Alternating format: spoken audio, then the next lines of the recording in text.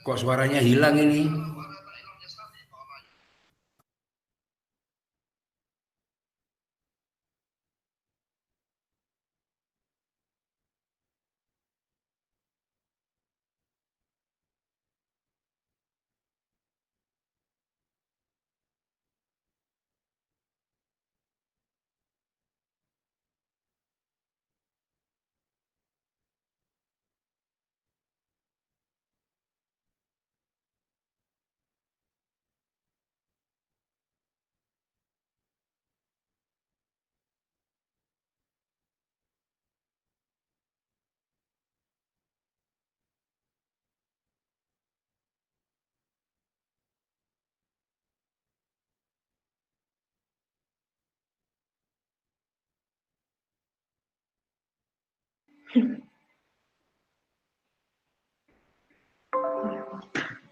Oke, Bapak Ibu, mohon maaf, moodnya tadi nggak dinyalakan. Baik, sekarang sudah dengar Bapak Ibu ya. Baik, saya ulang lagi Bapak Ibu, terkait dengan Mbak Azalia ini, ya mereka telah membimbing beberapa komunitas masyarakat untuk memproduk sebuah barang, mereka yang jualkan, ya, dan seterusnya. Jadi mereka kerjasamanya dengan beberapa kelompok-kelompok yang ada di masyarakat, sedangkan yang ini memberdayakan kawan-kawan atau saudara-saudara kita yang menderita disabel, ya. Yang berikutnya Bapak Ibu, ini kebetulan teman saya, ya, namanya Ibu Agnes, ya. Mereka tinggal di Jembrana, dan kebetulan mereka mengunjungi saya di BDC, ya. Beliau adalah pelopor pendamping di bidang lingkungan. Ya, beliau juga social entrepreneur di bidang pengelolaan sampah plastik, yaitu produknya berupa batu bata dari bahan sampah atau limbah plastik. Ya. Dan beliau pengelola atau pelopor gerakan entrepreneur anak sejak dini. Ya, di sekolah khusus bagi anak yang kurang mampu secara ekonomi. Ya. Beliau sudah memberdayakan anak dengan segala keterbatasannya. Ya. Memang ini beda dengan yang pertama, Bapak Ibu. Kalau yang pertama pure bisnis, ya. Jadi para pembeli itu mungkin melihat nilai ekonomisnya menguntungkan atau tidak. Kalau ini sangat berbeda, ya, karena yang dijual dari produknya anak-anak ini bukanlah produk yang bagus. Ya, hanya orang-orang yang menghargai cara hasil kerjanya anak-anak yang mereka membeli, dan biasanya mereka yang beli pasarnya kebanyakan bukan orang Indonesia. Jadi orang-orang pendatang yang datang ke Bali tapi dia peduli terhadap anak. Ini Bu Agnes ini kebetulan bermain di tempat saya, ya, tapi dia memproduksi batu bata dari plastik, ya, sebagai pelopor di bidang lingkungan. Ya, itu beberapa contoh, ya, yang mungkin sebagian kecil yang ada di negara kita, ya. Yang lainnya masih banyak, saya yakin masih banyak, ya. Nah, yang berikutnya saya lebih banyak bercerita pengalaman saya, Bapak Ibu, agar lebih luas, ya, karena bicara masalah orang saya hanya bisa bercerita, ya. Seperti yang saya sampaikan tadi, ya, tahun 2002, tahun berapa ya? 2010, ya. Saya sebagai konsultan pada saat Gunung Bromo erupsi. Ya, saya bekerja sama dengan ILO Internasional, ya, menggarap bagaimana pemberdayaan ekonomi di sana. Saya sebagai konsultan pemberdayaannya waktu itu, ya. Begitu beratnya Bapak Ibu, bagaimana membangun sebuah masyarakat yang hampir apa ya, baik mental maupun materinya sudah nggak ada, ya, sudah nggak banyak diharapkan. Ya, sebetulnya ini program yang kedua, Bapak Ibu. Program yang pertama juga sebelum erupsi. Sebelum erupsi begitu berkembang, ada erupsi sehingga program-program yang terdahulu habis ya, berantakan. Dan saya sangat sedih waktu itu karena banyak kawan-kawan yang ikut program pada saat itu tidak betah di situ, banyak pindah ke luar kota, banyak pindah ke luar pulau ya. Mereka sudah tidak mau tinggal di situ. Nah, kami dari ILO Internasional bekerja sama mencoba mendampingi mereka ya, membangun kawasan Bromo dengan komitmen-komitmen yang baru ya, dan mulai dari banyak profesi ya, mulai dari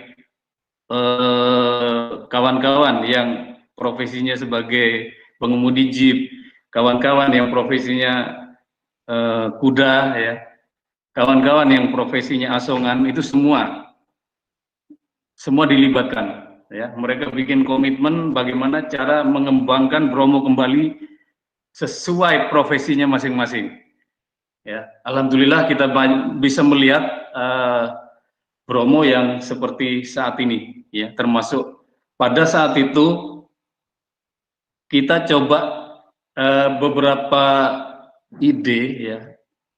Salah satunya kalau wisatawan dari bawah itu langsung naik ke kawah ya. Pada saat itu kita punya ide, kita buat muter-muter dulu, karena sebetulnya potensi di Bromo tidak hanya kawahnya, tapi banyak di sekitarnya yang sebetulnya layak untuk dikunjungi ya. Sehingga pada saat itu kita mencoba rute Bromo yang dulunya dari bawah langsung ke kawah, itu kita ajak muter-muter, dan itu berjalan sampai saat ini ya. Alhamdulillah itu masih bisa dipakai, masih bisa kita lihat saat ini.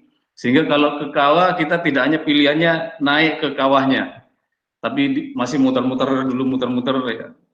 Dan alhamdulillah pemerintah sangat respect dengan kondisi ini. Kondisi baik yang di Probolinggo maupun di Pasuruan, di Malang maupun di Lumajang. Ya, saya kira itu sudah dipakai dan alhamdulillah sudah bagus ya. Yang berikutnya ini juga terkait dengan kelompok usaha kambing perah, Bapak Ibu. Ada masalah sangat berat di kondisi itu ya. Yang pertama, belum ada kelompok di daerah itu, sehingga masing-masing peternak berjuang sendiri-sendiri ya untuk menjual ke Surabaya, ke pasarnya ya. Dan dampak negatifnya apa? Ada persaingan yang tidak sehat di antara para peternak, sehingga jualnya bukan adu tinggi tapi adu murah. Dan petani sangat terpukul dengan kondisi seperti itu ya. Akhirnya kami bekerja sama dengan GZI ya, GZI dari Jerman, mencoba membangun kelompok ini ya, membangun kelompok ini dari yang tadinya sendiri-sendiri, dari yang tadinya penghasilannya hanya susu kambing ya, membuat sebuah komunitas yang penghasilannya tidak hanya susu ya. Mereka disamaratakan harga susunya, kita coba desain tempatnya menjadi produk baru ya, wisata edukasi kambing perah ya, di samping jual susunya. Jadi sampai saat ini kalau saya lihat beritanya cukup banyak ya kawan-kawan yang berwisata ke situ, karena di situ sudah menjadi taman edukasi ya. Mudah-mudahan ini juga sangat berlanjut ya. Yang berikutnya Bapak Ibu, pengalaman kami ya, ini di daerah Tosari ya, Tosari Pasuruan, paling atas dekat dengan Bromo ya. Karena dari hasil pengamatan kami waktu itu, bahwa produk sablon itu diproduk dari luar Bromo, dari luar wilayah Bromo ya. Ada yang dari Jawa Barat, ada yang dari ini ya. Sehingga kami memutuskan pada saat itu, tim kami memutuskan bagaimana melatih pemuda-pemuda di situ sablon, ya, agar mereka bisa mempunyai souvenir, bisa membuat barang-barang unik yang memang asli daerah situ, ya, sehingga keuntungannya juga untuk masyarakat di sekitar daerah situ, ya. Ini bekerja sama dengan ILO dan konsepnya sama, ya. Ini social planner, ya. Jadi bagaimana membuat sebuah komunitas yang menghasilkan, ya, tapi memberdayakan juga, ya, dan cinta lingkungan. Ini yang kita kembangkan pada saat itu di Gunung Bromo, Bapak Ibu. Nah, ini yang terkait dengan ini saya ceritakan tadi, ya, kemitraan bisnis saya, ya, Kabira Printing dengan 350 orang penjahit di Pandaan dan sekitarnya. Ya, ketika pandemi ini masuk, semuanya ambruk, Bapak Ibu. Saya juga korban, ya, bisnis saya, blon saya yang tadinya untuk bikin tas-tas dari produk mahal, produk yang diekspor ke luar negeri, semuanya macet, ya, semuanya macet, sehingga saya pun harus merubah dari produk tas yang mahal, ya, menjadi produk masker dan tas-tas yang memang untuk lokal saja, ya. Dan itu pun saya tidak mungkin bekerja menyiapkan dan menggaji sekian banyak karyawan. Makanya saya bentuk forum, ya, saya bergerilya ke penjahit-penjahit yang terkena dampak, ya. Saya juga baru tahu bahwa banyak penjahit-penjahit yang terkena dampak dan pada saat itu nganggur. Saya mencoba memberdayakan saya sendiri dan memberdayakan mereka, ya, dengan konsep bisnis baru, ya. Saya yang jualkan kan memang kebetulan saya punya banyak mitra dengan pengusaha besar, dan ini berjalan sampai saat ini, ya, sampai saat ini 350 orang penjahit di sekitar Pandaan, Bapak Ibu. Nah, ini yang kami lakukan, ya, bahwa sebetulnya saya sangat setuju bahwa ke depan itu saya sangat setuju bahwa tidak semua orang berduka dengan kondisi saat ini, ya. Tapi masih banyak orang-orang yang produknya bagus, yang justru laku, justru omsetnya sangat tinggi di masa pandemi ini, ya. Justru di masa sebelum pandemi mereka nggak seberapa bagus, ya. Dan itu hanya ini aja, bukan sesuatu yang istimewa, ya. Karena mereka menguasai di bisnis bidang itu.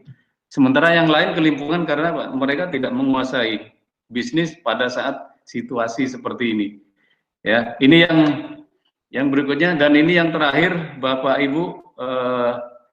Selama ini kalau saya ditanya, ya, saya selalu menyampaikan itu yang bisnis saya, ya, artinya apa? Itu murni bisnis saya. Tapi saya juga sering menyampaikan saya tidak hanya punya bisnis yang saya kelola sendiri, tapi ada bisnis yang dikelola oleh banyak orang, bahkan sampai 120 orang, ya, 120 orang, ya. Saat ini selama ini saya menggerakkan dari masjid ke masjid, dari musola ke musola, dari kelompok masyarakat ke kelompok masyarakat, ya, untuk membangun bisnis kebersamaan, ya, bisnis berbasis jemaah, bisnis berbasis masyarakat, ya. Siapapun yang mau menggunakan konsep saya, silahkan, ya. Jadi ini bisnisnya kebetulan yang saya pilih pada saat itu yang paling bagus adalah bisnis retail, ya, bisnis retail. Jadi pertokoan, tapi pertokoan itu tidak dimiliki oleh 1, 2, 3 orang, tapi dimiliki oleh puluhan orang, ya. Makanya perlu aturan-aturan yang mengikat, ya. Misalnya satu orang hanya boleh memiliki beberapa modal di situ, tidak boleh besar, ya. Modelnya saya buat semacam saham, Bapak Ibu, tapi karena ini koperasi, saya buat semacam sertifikat modal koperasi, ya, SMK. Dan modal itu saya buat nilainya agar masyarakat bawah pun bisa memiliki ini. Saya buat 250.000 per lembar.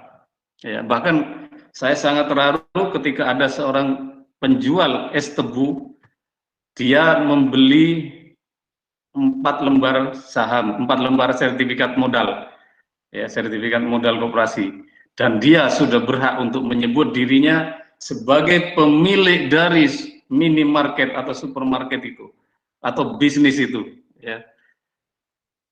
Jadi ini yang kami lakukan, jadi membangun bisnis dari masjid ke masjid, dari komunitas ke komunitas, ya, dengan kebersamaan, dengan modal bersama, ya, tapi dengan aturan-aturan Bapak Ibu, aturannya harus kuat dengan kondisi seperti ini, ya, dan tidak seberat ketika kita mendirikan bisnis kita sendiri, ya, karena hanya banyak melibatkan banyak orang, melibatkan banyak pikiran, melibatkan banyak pendapat, ya, dan ini lebih berat dari bisnis biasa. Tapi alhamdulillah bisnis ini berjalan dengan baik, ya, tanpa terkontaminasi oleh pandemi saat ini, ya. Karena sebelum pandemi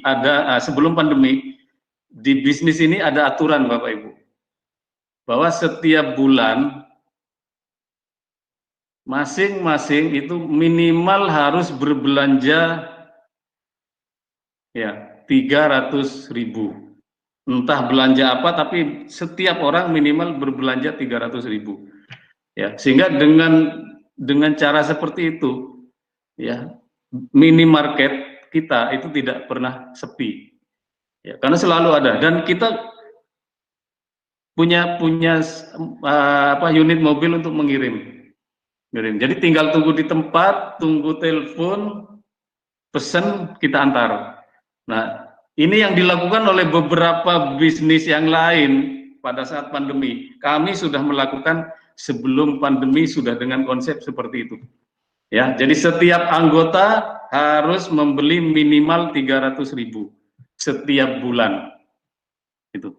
Sehingga beda dengan yang lain-lain Bapak Ibu, ya, sekalipun itu koperasi, kadang-kadang konsepnya mereka tidak mewajibkan anggotanya untuk membeli ke tokonya, ya. Ini saya sangat menyayangkan. Kalau seperti itu nggak ada bedanya dengan yang lain-lain, ya. Makanya di konsep saya setiap bulan setiap anggota wajib minimal untuk belanja di situ. Karena apa? Ini punya kita. Ya. Siapa lagi kalau bukan kita yang mau beli, ya. Dan kalau beli di kita, untungnya juga untuk kita, untuk semua anggota, ya. Itu yang saya kembangkan saat ini, minimarket berbasis jemaah, Bapak Ibu. Konsepnya mirip seperti koperasi, ya, mirip seperti koperasi. Dan kami sudah punya beberapa. Memang dalam kurun waktu 3 tahun tidak banyak yang bisa kita hasilkan, ya, karena apa? Masyarakat belum terbiasa dengan konsep seperti ini. Bahkan lebih suka dia hanya sebagai naruh modal aja di sebuah lembaga koperasi, dia taruh modal, dia tidak menanggung risiko ketika rugi, tapi untung kecil ketika dia untung, ya. Mereka banyak yang memilih aman, ya. Padahal di yang saya konsep itu semakin banyak masyarakat yang masuk sebagai pemodal di dalam sebuah bisnis, itu akan semakin bagus, ya. Asalkan dengan satu konsep bahwa masyarakat ini juga pemilik modal inilah juga sebagai pembelinya, ya, meskipun badan hukumnya bukan koperasi. Saya kira itu Bapak Ibu, ya, bagaimana sih sebetulnya potensi dari sebuah bisnis berbasis masyarakat ini, ya. Saya melihat bahwa bisnis ini lebih aman, terutama di kondisi yang seperti ini, ya, di mana pasar merupakan aset yang langka sekali di masa pandemi ini. Tapi dengan konsep seperti ini, pasar bukan masalah, ya. Pasar bukan masalah. Karena apa? Semua bertanggung jawab terhadap kelangsungan bisnis ini. Saya kira itu mudah-mudahan hari ini bisa bermanfaat, ya. Saya tukar pengalaman, ya Bapak Ibu, tukar pengalaman bagaimana sih sebetulnya bisnis, ya. Mungkin Bapak Ibu ketika bisnis perorangannya sudah berhasil, maka Bapak Ibu kepengen, ya, bisnis yang cari pahala, bisnis yang mengantar kita ke surga, ya, bisnis yang untung tapi kita masuk surga, bisnis yang memberdayakan orang lain, ya. Mudah-mudahan itu terjadi, ya. Mudah-mudahan kita terbuka untuk melakukan sesuatu yang seperti itu. Terima kasih. Billahi taufik wal hidayah. Wassalamualaikum warahmatullahi wabarakatuh.